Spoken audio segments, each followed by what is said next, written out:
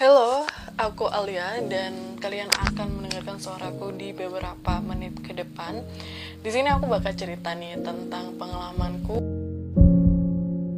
Pengalaman belajar bahasa Inggris.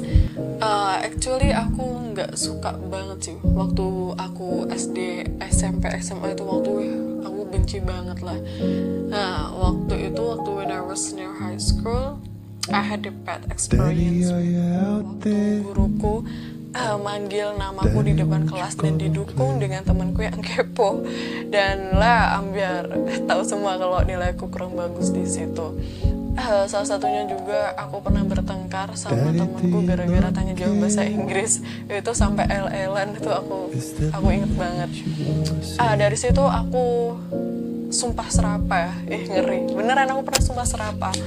Kalau aku nggak akan mau ada hubungannya, kayak kehidupanku ada berhubungan dengan bahasa asing atau bahasa Inggris ini, aku nggak akan mau. Dan bahasa Inggris nggak ada impact, nggak ada peran buat kehidupanku nanti. Dan aku someday bakal nemuin di mana bahasa Inggris ini akan dihapuskan. Itu harapanku waktu SMA. Dan itu terwujud kalau ada kabar bahasa Inggris ini akan dihapuskan. Kalau menurutku sih nggak dihapuskan sih, cuma sistemnya aja yang dirubah, bukan yang sistem yang dikasih grammar udah selesai ganti lagi, nggak mungkin, lebih ke aktif lagi ya. Dan itu sound good gitu loh.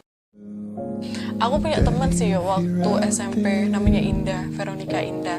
Dia bisa belajar bahasa Inggris tuh dari lagu. Tapi itu bukan aku. Aku pernah ngikutin Indah, tapi aku nggak nyaman. Itu bukan diriku. Akhirnya aku coba di les-lesan dan aku nyaman gitu. Aku tipenya visual. Jadi visual itu, kalau aku ya, visual itu dengerin juga ngeliat. Aku suka kayak ngomong itu face to face gitu. Kayak aku nggak tahu, aku tanya, kayak gitu lah ya, kayak discuss sistemnya. Belum tentu sih guys kalian kayak aku. Jadi jangan tanya kayak gini, kamu les di mana sih? Kayak les yang enak itu di mana? Kamu bisa belajar bahasa Inggris? No, kalian nggak bisa kayak nyamain proses kalian sama punya aku gitu. Belum tentu prosesku ini juga kena di kalian gitu. Jadi temuin dirimu dulu, kalian tipe belajar yang kayak gimana. Dan kalau kalian nggak tahu ya coba aja les bahasa Inggris yang worth it banget atau yang murah. Kan ibaratnya masih coba kan, kayak yang mana yang bikin aku nyaman belajar bahasa Inggris. Ya udah, itu akhirnya aku bisa belajar bahasa Inggris cuma dari les-lesan emang.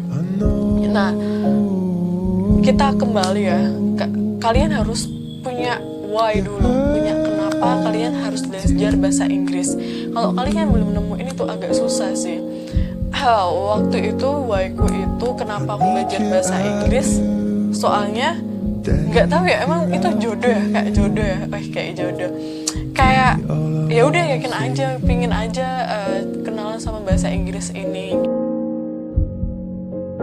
Juga butuh bahasa Inggris, kan nggak enak kan kalau 1-2 kata kita nggak tahu itu artinya apa, terus kita nggak nyambung juga, misunderstanding, itu juga bikin masalah juga gitu, jadi problem juga.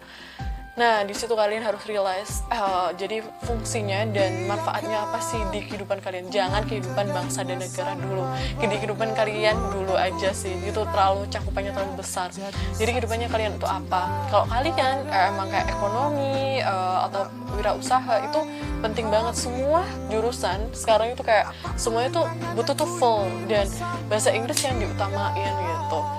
Jadi kayak gitu sih. Jadi kalian harus realize apa yang kalian butuhkan, belajar bahasa Inggris kayak gimana, itu depend on you. Jadi itu tergantung sama kalian sendiri.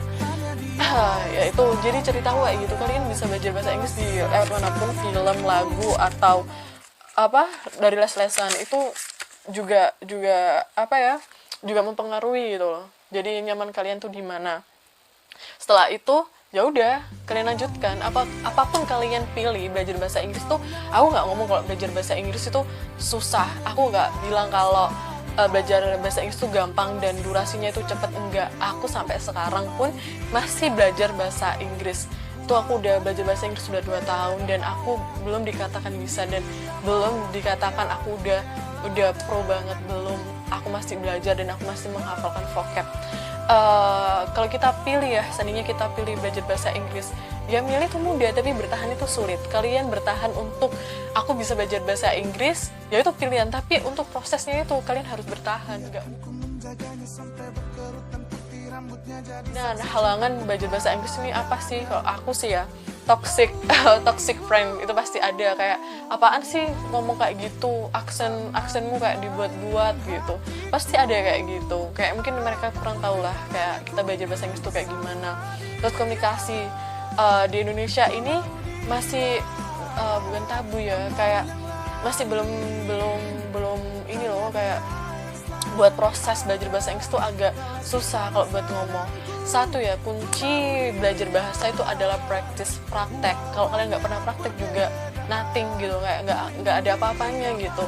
Nah, komunikasi ini kalian harus cari temen yang bener-bener bisa enakan biar improve your speaking or your English, biar ningkatin bahasa Inggris kamu. Atau kalian ya udah pakai media apa.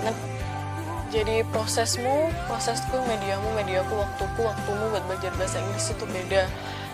Apapun yang kalian pilih, cari tahu dulu manfaat dan kesempatannya itu apa, dan kalian harus bisa bertahan di proses itu. Bahasa itu bukan dibicara waktu, jadi waktunya nggak bisa ditentukan tuh kapan. Apalagi kalian jarang komunikasi, itu makin agak lama.